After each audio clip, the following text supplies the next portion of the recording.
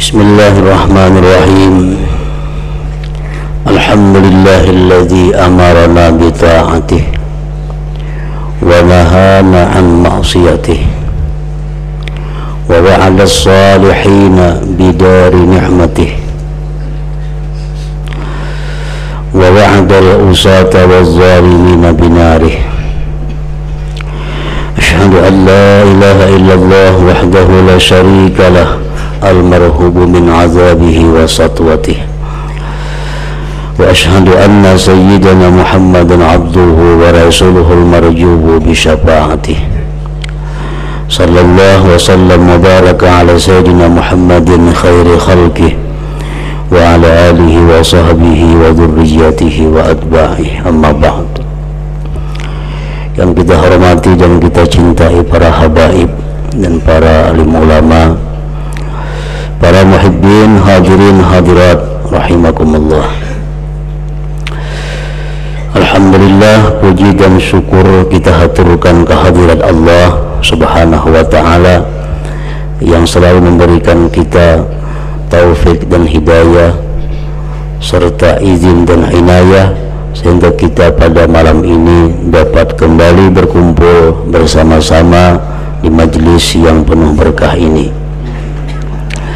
Salawat dan salam kita haturkan kepada junjungan kita Nabi besar Muhammad sallallahu alaihi wasallam dan kepada seluruh keluarga, para sahabat, zuriat dan pengikut beliau. Para muhibbin rahimakumullah, hadis yang ke-13 dari 40 hadis. An Abi Hamzata Anas bin Malik radhiyallahu anhu khadimi Rasulullah sallallahu alaihi wasallam anin Nabi sallallahu alaihi wasallam qala la yu'minu ahadukum hatta yuhibba li akhihi ma yuhibbu li nafsihi, rawahul Bukhari wa Muslim. Hadis yang ke-13 ini dari Abi Hamzah Anas bin Malik radhiyallahu anhu. Anas ini adalah khadimi Rasulullah sallallahu alaihi wasallam, khadamnya Rasulullah.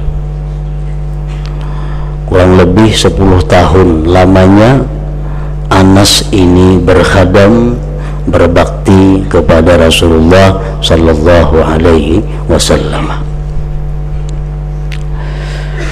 Di dalam satu riwayat disebutkan bahwa Anas bin Malik, khadamnya Rasulullah ini, pernah didoakan oleh Rasulullah sallallahu alaihi wasallam dengan sebuah doa, Allahumma akfir malahu wa waladahu wa barik fihi wa adkhilhul jannah.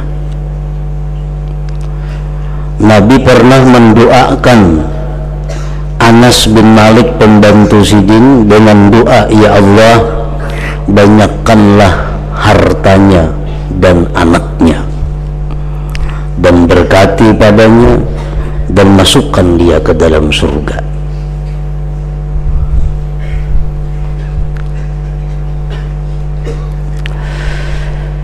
Anas berkata, ujar Anas bin Malik, doa Nabi itu yang di dalam dunia telah dikabulkan oleh Allah subhanahu wa ta'ala, dan aku berharap yang selanjutnya yaitu masuk surga itu akan dikabulkan pula oleh Allah subhanahu wa ta'ala. Nabi mendoakan beliau, Nabi mendoakan Anas bin Malik dengan doa, ya Allah, banyakkanlah hartanya. Anas tercatat sebagai orang yang paling kaya di kabilah Ansar, di golongan Ansar. Nabi mendoakan Anas bin Malik dengan doa, ya Allah, banyakkanlah anaknya. Anas mempunyai anak 125 laki-laki, 2 perempuan.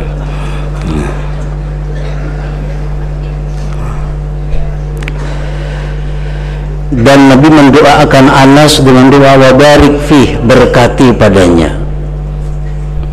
Kebun yang dimiliki Anas ini memetik buahnya 2 kali setahun, orang setahun sekali aja. Nah, itu semuaan kabul. Cuma yang kutunggu lagi, ujar Anas, doa Nabi yang terakhir, masukkanlah dia ke dalam surga. Nah, hadis yang ke-13 ini riwayat dari Anas bin Malik, pembantunya Rasulullah sallallahu alaihi wasallam, dari Nabi sallallahu alaihi wasallam, beliau bersabda, la yu'minu ahadukum, tidak beriman salah seorang kamu, hatta yuhibba li akhihi, sehingga dia mencintai untuk saudaranya kaum muslimin dan muslimat, ma yuhibbu li nafsi, sesuatu yang ia mencintai bagi dirinya. Ini hadis riwayat Bukhari dan Muslim. Nah, jadi di sini artinya Rasulullah menjelaskan tidak beriman salah seorang kalian kecuali dia mencintai untuk kaum muslimin dan muslimat sesuatu yang dia cintai untuk dirinya. Kalau kita kepingin diri kita ini sihat, maka kita kepingin juga kaum muslimin dan muslimat itu sihat. Kalau kita kepingin untuk diri kita ini beribadah, taat kepada Allah, kita kepingin juga orang muslimin dan muslimat itu taat beribadah kepada Allah. Kalau kita kepingin bahwa diri kita ini diampuni Allah dosa, kita kepingin juga agar kaum muslimin muslimat diampuni Allah dosanya. Kalau kita kepingin bahwa kita ini menjadi orang yang kaya, maka kita mesti kepingin juga agar kaum muslimin dan muslimat itu menjadi orang-orang yang kaya. Nah, itu yang dimaksud dengan hadis Nabi tadi. Nah, jadi orang-orang yang mengamalkan hadis Nabi ini sulit untuk mengikuti perlombaan. Kenapa? Sebabnya karena ingin menang nomor 1. Sedangkan nomor satu aja. Kalau kepingin orang lain juga nomor 1, nah kadang mau terjadi.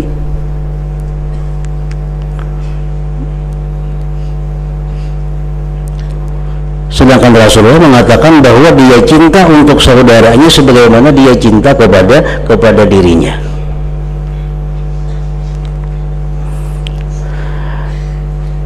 Di dalam riwayat lain yang memperjelas sabda Rasulullah sallallahu alaihi wasallam tadi, riwayat Imam Ahmad bin Hanbal, Rasulullah bersabda, la yablughu 'abdun hakikatal iman hatta yuhibba linnas ma yuhibbu li nafsihi minal khair.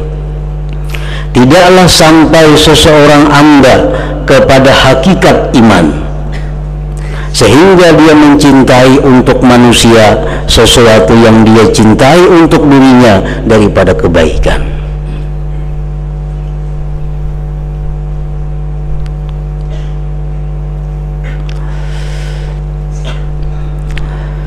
Di dalam riwayat yang lain dari Yazid bin Asad al-Qushairi berkata, qala li Rasulullah sallallahu alaihi wasallam, Rasulullah berkata kepadaku, ujar Yazid bin Asad al-Qushairi, atuhibbul jannah, adakah engkau kepingin surga?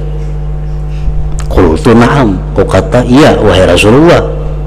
Qala, Rasulullah bersabda, fa ahibba li akhi ma tuhibbu li nafsi, cintailah untuk saudara engkau sesuatu yang kamu cinta untuk diri engkau sendiri.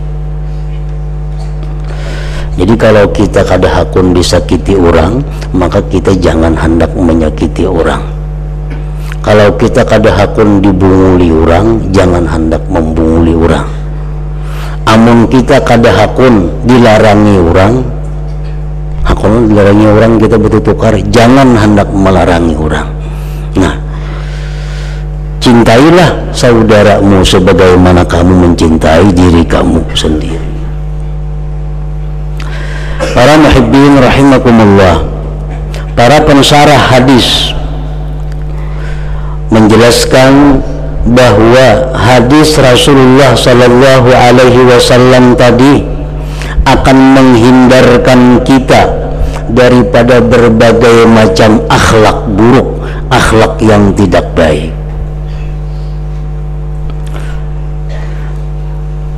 Akhlak buruk yang terhindar dengan hadis yang ke-13 tadi, pertama adalah al-hasadu, dengki.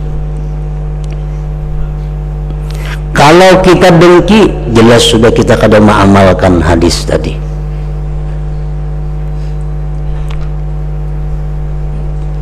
Kalau kita mengamalkan hadis tadi, kita selamat daripada pertama dengki. Apa yang dimaksud dengan dengki itu? Apa yang dimaksud dengan hasad itu? Para ulama menjelaskan ada dua macam jenis dengki. Kedua-duanya termasuk golongan dosa besar. Yang pertama, ayyuhibba zawalan ni'mah an akhi wa in kana dzalik la yantakilu ilaih. Yang pertama, bahwa dia kepingin hilang nikmat dari saudaranya sekalipun nikmat itu tidak berpindah kepada dirinya. Inya kepingin agar si fulan yang menduduki jabatan itu diberhentikan. Inya kepingin si fulan yang mempunyai nikmat pangkat itu dijatuhkan. Dia kepingin agar fulan yang kaya raya itu dibangkrutkan. Dia kepingin orang yang sihat walafiat itu disakitkan. Nah, ini hasad. Jauh dengan isi hadis yang kita baca tadi. Yang kedua, ayyuhibba zawalan ni'mah an akhihi li rabbatihi fi tilkan ni'mah. Ini yang kedua sama-sama haram, bahwa dia mengingini hilangnya nikmat dari saudaranya karena dia gemar, karena dia ingin memiliki nikmat itu. Inya kepingin benar pulang tuh digisir dari kedudukan itu karena inya hendak duduk di situ. Nah, inya kepingin memiliki barang itu sehingga dia tidak suka ada orang lain yang memilikinya. Nah, ini hasad. Rasulullah dengan tegas mengancam orang-orang yang penyakit hasad ini, kata beliau, al-hasadu ya'kulul hasanat kama ta'kulun narul hasab. Sifat dengki itu memakan kebajikan-kebajikan, memakan ibadah-ibadah yang dilakukan sebagaimana memakannya kayu akan memakannya api akan kayu yang kering. Jadi dalam hati kita ada kepingin hilangnya nikmat dari orang lain, maka ngarannya itu dengki. Bila mana kita dengki, kebaikan kita, amal ibadah kita terbakar sebagaimana membakarnya api terhadap kayu bakar yang kering. Nah, jadi hadis tadi pertama menyelamatkan kita dari sifat dengki. Yang kedua, hadis yang ke-13 tadi mencegah kita daripada bersifat al-ghissu. Ghish artinya adalah iradatus syarr ala akhih, menghendaki kejahatan atas saudaranya.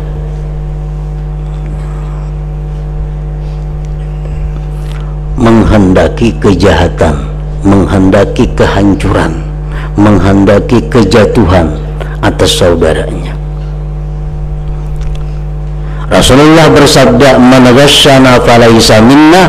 Ujar Nabi, orang yang menghendaki jahat terhadap kami, maka dia bukanlah golongan kami.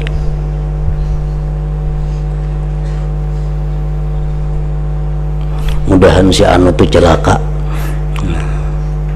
dalam hati kita nih. Dalam hati, iradah tuh kehendak dalam hati aja mau diucapkan lebih daripada kehendak. Nah, dalam hati kita mengingini bahwa si fulan itu rugi, dalam hati kita mengingini si fulan itu kada sukses, dalam hati kita mengingini si fulan itu gugur. Nah, ini sifat egois ini bertentangan dengan hadis Nabi yang mengatakan fa'ahibba li akhik ma tuhibbu li nafsik. Cintailah untuk saudara engkau sebagaimana engkau mencintai diri engkau. Hakunlah kita jatuh, hakunlah kita gugur, hakunlah kita rugi, kada hakun. Nah, orang lain pun hendaknya demikian juga.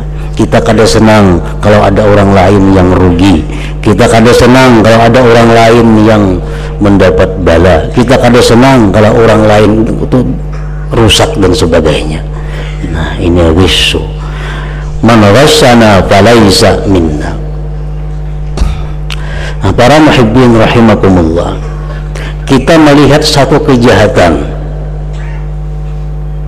umpamanya perjudian atau perzinahan, kejahatan, lalu kita laporkan kepada yang berwajib. Nah, melaporkan ini apabila niat kita untuk nahi munkar, mencegah kemungkaran murni, maka kita berpahala. Tetapi bila niat kita melaporkan itu tujuannya untuk mempermalukan orang yang berjudi itu, untuk menjatuhkan mereka yang berjudi itu, nah ini kita berdosa. Itu namanya iradatus syarr, menghendaki kejahatan kepada orang lain, menghendaki keburukan kepada orang lain. Nah, dengan hadis yang ke-13 ini, maka terhindarlah daripada bersifat al-ghissu, menghendaki kejahatan atas orang lain. Yang ketiga,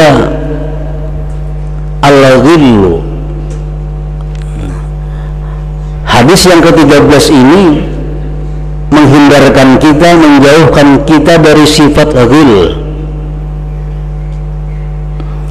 Allah berfirman di dalam Al-Quran,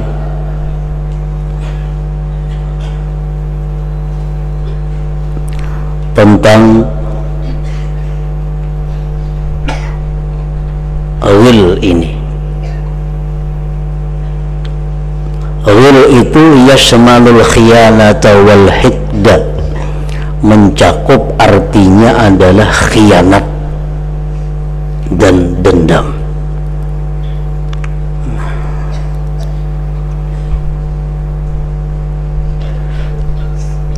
Firman Allah Subhanahu wa taala, wa may yaghlul ya'ti bima ghalla yaumal qiyamah.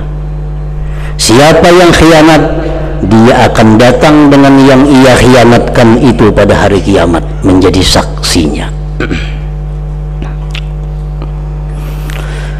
Para muhibbin rahimakumullah, berbagai macam jenis khianat ini.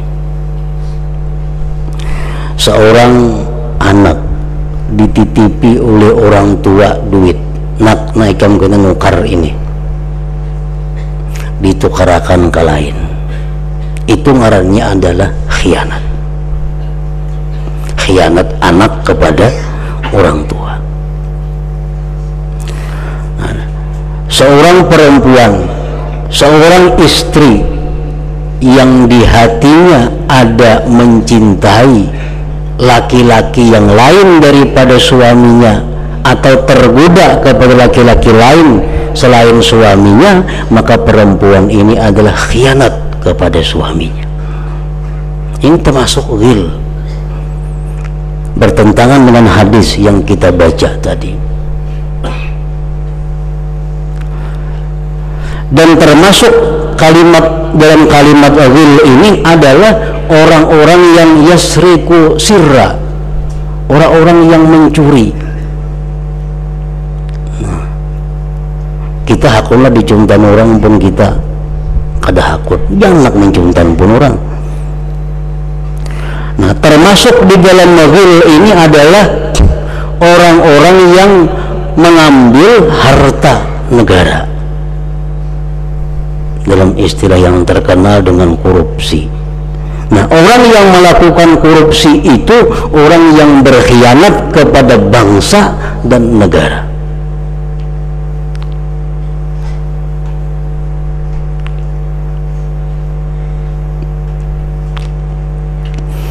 Orang yang melakukan khianat ini jauh daripada hadis Rasulullah yang menyatakan cintailah saudaramu sebagaimana engkau mencintai dirimu sendiri itu. Termasuk di dalam makna al-ghil adalah al-hikid, dendam. Nah, apa yang dimaksud dengan dendam itu? Imam Ghazali menjelaskan dendam itu artinya, ujar Sidin, ayyalzama qalbuhu istisqalahu wal bughdata lahu wal nifar wa ayyadu ma dzalik wa yabqa, bahwa hatinya itu selalu benci kepada orang itu. Hati kita ini muar aja melihat itu, karena dahulu inya pernah menyakiti kita, karena inya dulu pernah menipu kita. Sekarang ini sudah minta maaf, tetap hati kita muar aja, hati kita kada katuju lawan orang itu. Nah, kita ngarannya dendam. Rasulullah bersabda, al-mu'min laisa bihaqud, orang mukmin itu kada mau dendam. Kalau kita dendam berarti kita kada mukmin, tidak mempunyai iman yang baik, tidak mempunyai iman yang sempurna.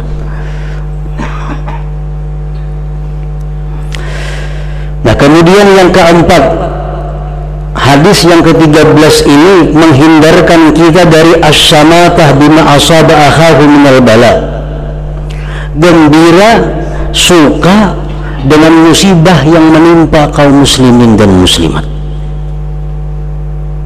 Siapapun orang muslim yang dapat musibah, bila mana kita gembira ingin dapat musibah, Rasulullah menjelaskan nanti pada waktunya engkau akan dapat musibah seperti orang itu.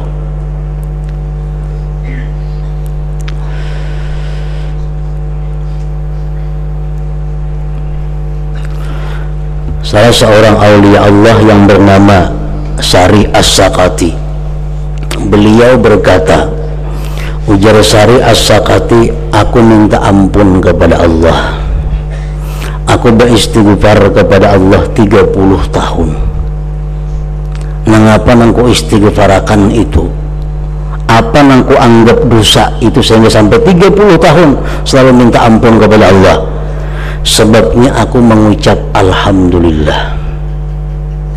Nah, mengucap alhamdulillah Sidin, minta ampun kepada Allah 30 tahun. Kenapa sebabnya? Suatu hari, ujar Sidin, di pasar kota Baghdad itu terjadi kebakaran besar. Nah, kebakaran di Baghdad. Datang orang mengabarkan kepadaku, wahai Sari Sakati, itu pasar semuaan kebakaran, cuma satu yang selamat, tukupian. Nah, tukupian selamat, tuku orang habis semuaan. Alhamdulillah, ujar Sidin. Nah, padahal ucapan beliau itu, ujar beliau, adalah kesalahan yang besar. Karena kaum muslimin menderita, aku mengucap alhamdulillah. Nah, beliau minta ampun kepada Allah 30 tahun gara-gara yang demikian. Sebenarnya kada boleh kita gembira, kada boleh kita suka kalau saudara kita ada yang mendapat musibah atau mendapat bala bencana itu.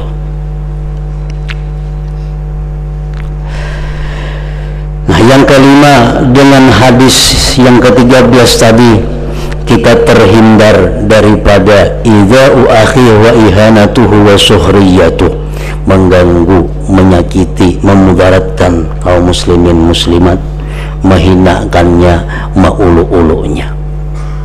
siapa nang hakun diulu-ulu, siapa nang hakun dihina orang, siapa nang hakun disakiti orang, tentu kada hakun.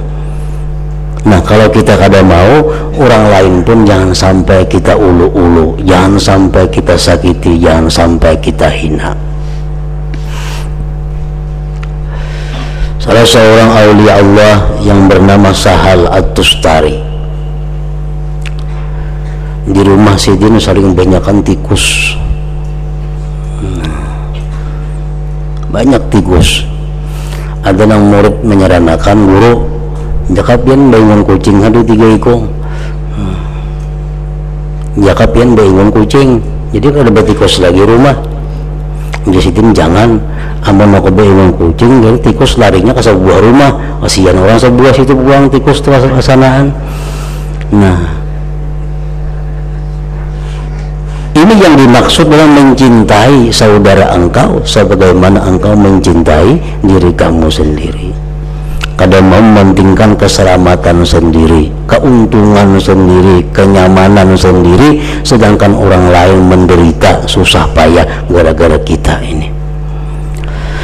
Nah, para muhibbin rahimakumullah, makanya tadi orang-orang yang bersifat dengan sifat yang mulia tadi, Rasulullah sallallahu alaihi wasallam bersabda, "Man ahabba ayyuzahzaha anin nar wa yudkhalal jannah fala tudrikhu maniyatuhu wa huwa mu'minun billahi wal yawmil akhir wa ya'ti ilan nas alladhi yuhibbu ayyu'ta ilaih."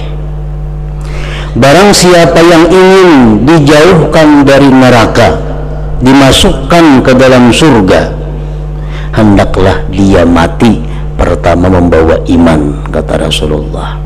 Yang kedua, di waktu hidupnya dia selalu mendatangkan kepada orang lain dengan sesuatu yang dia suka didatangkan kepada dirinya.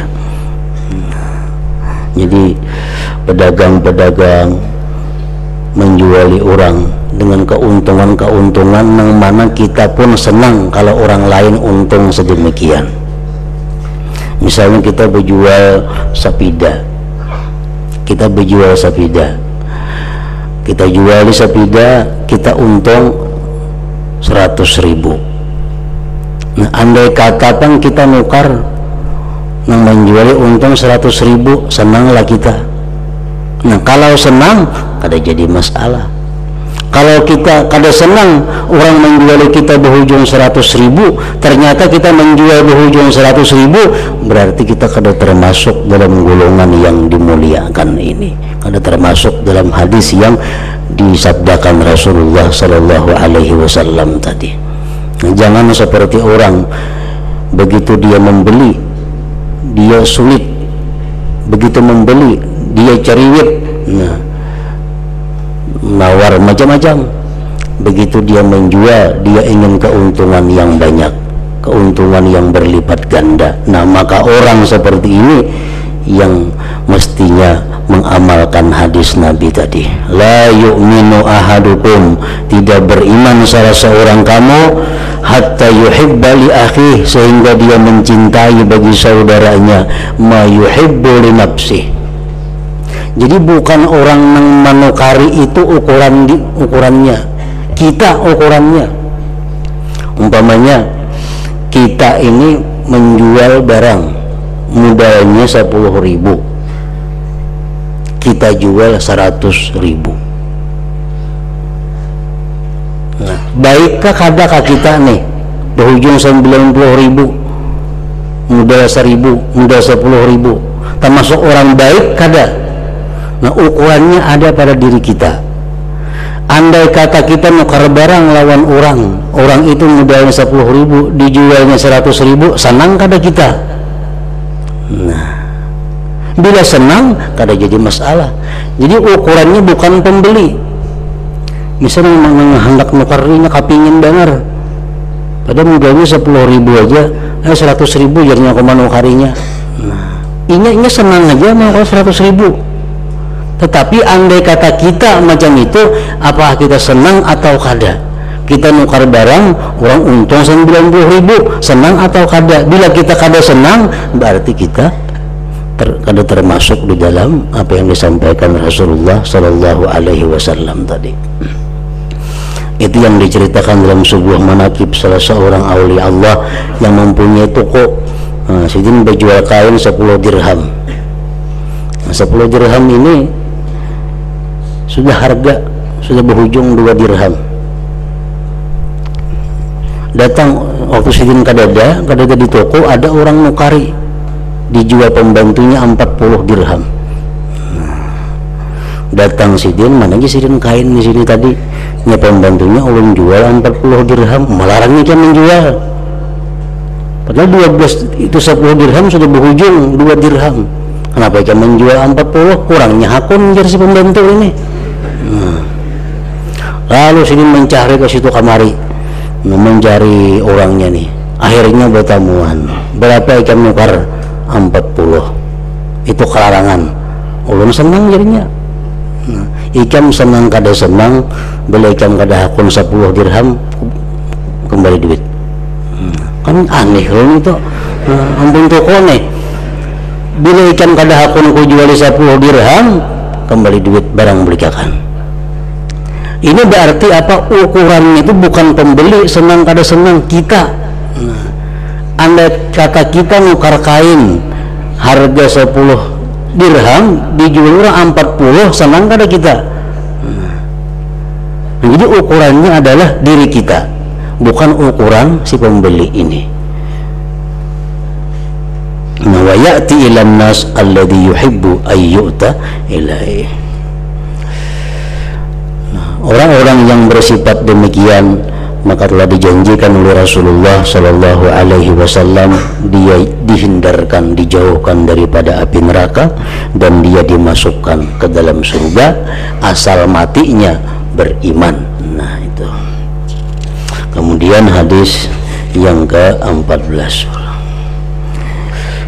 Hadratin Nabi Sallallahu Alaihi Wasallam Al-Fatihah. Bismillahirrahmanirrahim. Iyyaka na'budu wa iyyaka nasta'in.